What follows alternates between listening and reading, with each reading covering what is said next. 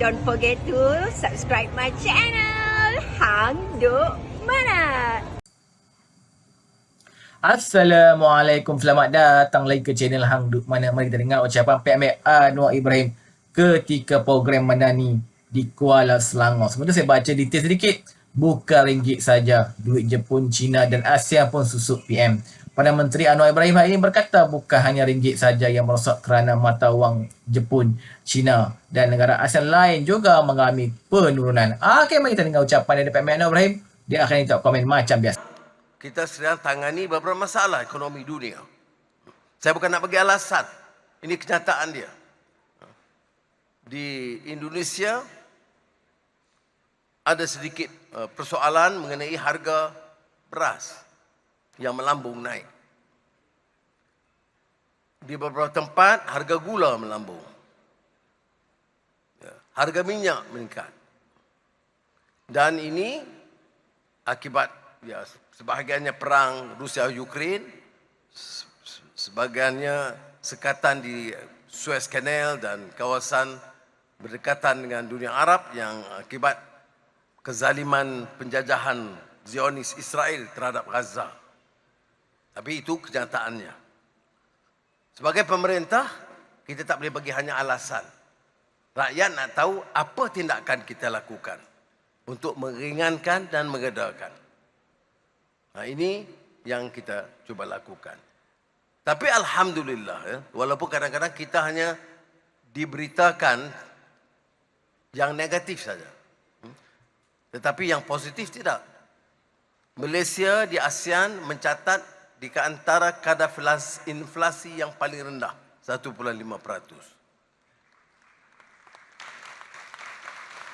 Dan di ASEAN, kadar pengangguran yang menurun, 35%. Di ASEAN dan dalam sejarah Malaysia, pelaburan domestik dan asing tertinggi dalam sejarah Malaysia sejak merdeka.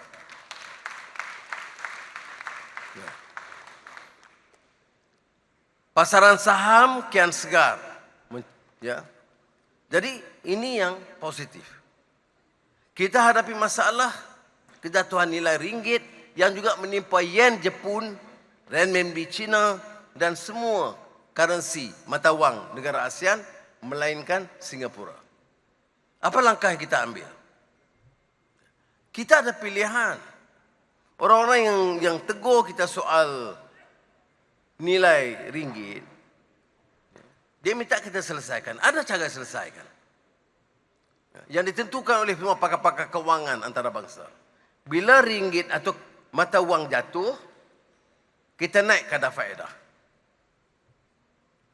Tapi kita bincang juga, walaupun ini bidang kuasa bank negara. Kalau naik kadar faedah, yang pinjaman untuk kenderaan, pinjaman rumah, peniaga-peniaga kecil yang pinjam dari bank, semua naik jumlah hutang mereka. Jadi kadang-kadang untuk saya, apalagi untuk bank negara, dia kena fikir nak kuatkan ringgit dengan naik OPR, kadar faedah, ataupun nak imbangi supaya ringgit jangan terlalu jatuh dan peniaga-peniaga dan peminjam tidak terbeban dengan hutang yang bertambah. Kalaulah katalah satu keadaan seperti mana kita hadapi dulu 98, ringgit jatuh, inflasi mencongak naik ke atas, pelaburan terhenti. Dalam keadaan begitu apa pilihan? Naiklah kadar faedah. Tapi sekarang ini ringgit turun, inflasi turun, pelaburan naik besar. Fikirkan tengok, tahun 2023 pelaburan tertinggi dalam sejarah Malaysia. Ini suatu keadaan pencapaian luar biasa. Ini bukan kerja Anwar, ini kerja seluruh tim pasukan kita. Bukan saja menteri-menteri, termasuk menteri MITI, tetapi juga pegawai-pegawai. Ada orang kata pelaburan ini maknanya MITI, matret, betul. dan juga Kementerian Luar. Kerana semua ini menyebabkan orang yakin politik Malaysia stabil, dasarnya jelas. Dan bila politik itu stabil, dasar kita jelas. Dasar ekonomi apa? Ekonomi madani. Apa dia? Transformasi digital. Penekanan tentang security makanan. Transisi tenaga. Bila kita sebut ini semua, orang nak melabur dia tahu dasar kita. Dan dia tahu dasar ini kekal insya-Allah sekurang-kurangnya untuk 4 tahun lagi sehingga pilihan raya akan datang. Dan ini menyebabkan pelabur menaruh keyakinan. Tadi ada keluar rencana di Financial Times London. Dia temubual dengan saya sebab dia kata Anwar sekarang ini Malaysia nampak mirip sikit ke China, ke negara China. Saya jawab, Malaysia mesti buat keputusan dasar yang mementingkan kepentingan negara dan rakyat Malaysia. Kita berkawan dengan semua. Dengan Barat, dengan Timur, dengan Amerika, dengan China. Tetapi jangan mana-mana negara nak arah kita, kamu boleh kawan dengan orang ini, jangan kawan dengan negara itu. Negara ini merdeka dan berdaulat dan bebas untuk menentukan dasar dia. Itu jawapan saya kepada mereka dan diterbitkan dalam Financial Times. Jadi, apa lagi masalah yang dibangkitkan oleh rakyat? Kos sara hidup, barang makanan, harga beras, sayur, ikan, daging. Ada langkah-langkah yang diambil. Yang pertama tentunya pengeluaran. Itu yang diusahakan secara sungguh-sungguh, terutama oleh Kementerian Pertanian dan juga Kementerian Dagangan Dalam Negeri. Saya tengok Datuk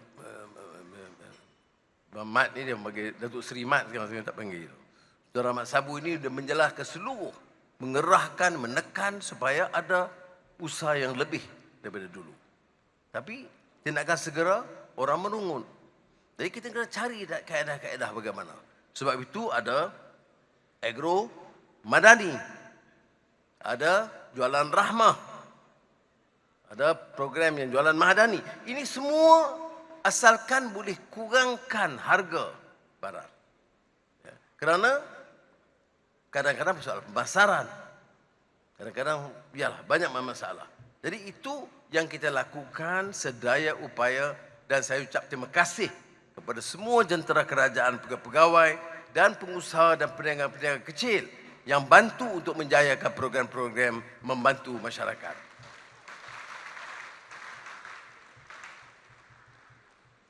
Minggu lalu saya telah minta supaya Datuk Armizan, Menteri Pengguna Dalam Negeri, itu untuk memastikan jualan rahmah juga ditingkatkan lebih daripada biasa. Kemudian kita ada agro madani ditingkatkan lagi kerana ia jaringan Kementerian Pertanian itu besar. Hubungan dengan nelayan, dengan peladang dan sebagainya. Kalau boleh kurangkan pemasaran, kita boleh kurangkan harga.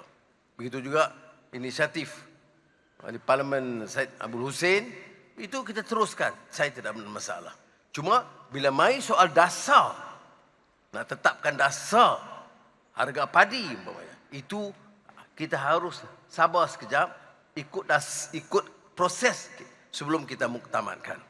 Saya juga telah bercakap sendiri dengan pengurusan Bernas dalam mesyuarat Nakol baru-baru ini supaya mencari jalan import beras dan juga pengeluaran tempatan dinaikkan. Dia ada masalah. Naik beban kepada pengguna. Tak naik beban kepada pesawah. Bagaimana nak imbangi keduanya? Pesawah padi ini di antara kelompok yang miskin di negara kita. Rakyat umumnya mahu harga beras turun atau terkawal. Pesawah padi mahu supaya hasil mereka itu dinilai. Kerana ini dikatakan security crop. Maknanya kalau semua tak mau tanam padi, dia tukar lain untuk mendapat pendapatan yang lebih, negara menghadapi risiko keselamatan. Jadi keselamatan makanan itu bergantung kepada pesawah-pesawah padi. Jadi kerajaan harus imbangi, dan saya bagi tempoh kepada kementerian dan Akol untuk memuktamadkan isu terutama harga padi pada 20 Mac. Saudara-saudari yang hormati sekalian, saya cuma harap majlis-majlis seperti ini dibantu, dan saya tak sebut PDRM dan koperasi, Koskom, semua JPJ yang menyebabkan rakyat bukan saja di Kuala Selangor, di Selangor, di Negeri Sembilan dan terutama di Perak datang berkunjung kerana dia lihat semangat madani itu wujud di peringkat sebawah, iaitu memudahkan pendaftaran, memudahkan pembayaran, meringankan beban rakyat. Saya ucap terima kasih setinggi-tingginya kepada semua yang terlibat. Ini tambah meyakinkan saya bahawa sekiranya kita bagi jalur yang baik, peringatan yang baik, termasuk bonus malam yang baik,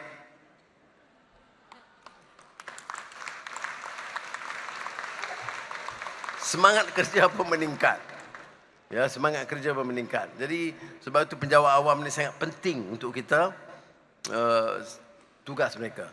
Dan kalau inilah prestasi mereka dalam KSN, Wan Dalam ke ICU KPPA, lupa. Patut saya tengok dia musuh sedih je saya.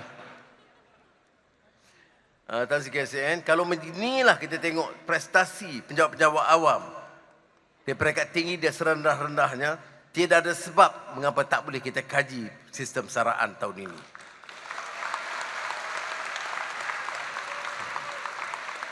Walaupun sudah harus tahu ada kekangan keuangan, ada masalah ekonomi, tapi kita mesti cari jalan kerana sudah lebih 10 tahun tidak ada perubahan kajian semula dan peningkatan sistem saraan kerajaan ni, penjawat awam, maka insya-Allah kawan-kawan di JPA, KSN, dan insya-Allah saya bentangkan kepada jemaah menteri, kita sangat prihatin, dan dengan prestasi ini tidak ada sebab mengapa tidak dapat kita segerakan pelaksanaannya, insya-Allah. Kita saya baca detail sikit lagi. Jelasnya cuma dolar Singapura yang menjadi satu-satunya mata wang ASEAN yang tidak mengikut trend penyusutan itu. Kita hadapi masalah kehidupan nilai ringgit yang juga menimpa yen Jepun, China dan semua currency mata wang negara ASEAN, melainkan Singapura, katanya ketika berucap pada majlis penutupan program Madani. Malam Anwar meminta supaya isu kejatuhan nilai ringgit ketika ini tidak dijadikan sepak terjang politik. Akhirnya tuan, mari terus menjumpa kajian perpaduan dan PMN Ibrahim. Assalamualaikum.